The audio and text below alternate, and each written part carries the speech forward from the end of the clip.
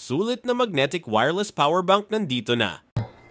Okay guys, eto para sa mga naghahanap ng magandang power bank and wireless magnetic power bank.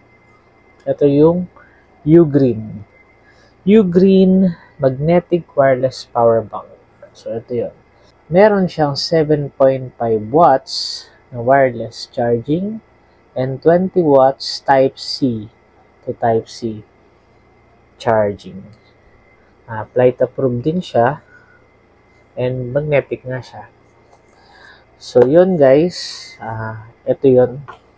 Actually ginagamit ko siya talaga sa aking iPhone. Ito yun. Pakita ko lang sa inyo. Pakaganda ng quality ng power bank na to. Una-una, pag nabuhat mo siya or nahawakan mo siya, malalaman mo talaga yung build quality niya maganda. And ito, napakaganda ng pad niya. Tsaka talaga makapit. Makapit talaga siya sa phone. Yung magnet niya makapit. And ito guys, yung yan, Type-C charging port niya. So, pag meron ka gusto pa rin ng cable, ito, pwede mong gamitin. And may kasama na siya inside the box na Type-C to Type-C na cable. And then, ito yung power button. And ito yung power indicator. So, yan, full charge siya ngayon. And yung nasa dulo na yon guys, yun naman yung indicator pag nag-wireless charging ka. So, iilaw yun pag nakasalpak yung phone mo dito. So, ayun, papakita ko na lang din sa inyo kung paano yung once na sinalpak mo siya, mag-charge agad yung phone mo.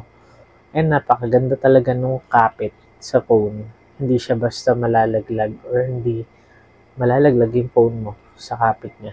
Yun nga guys, ang kagandahan kasi rin sa power bank na to, supported niya yung 20 watts na charging via Type-C cable.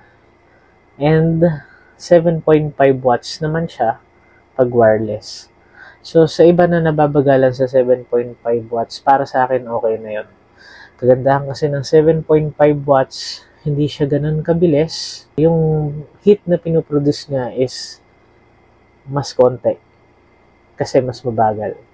Mas kasi na mas mabilis yung wireless charging mo, mas malakas siya mag-produce ng heat.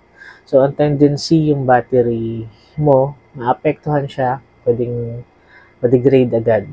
Unlike sa 7.5 watts na sakto-sakto lang para sa battery mo. So, yun guys, sa mga may gustong bumili ng wireless power bank, isa to sa message ko, Ugreen. Trusted brand ko na yan. Kahit sa charger. So, ito yun guys. Pili nyo na. Sa mga naghahanap. Ito. Thank you.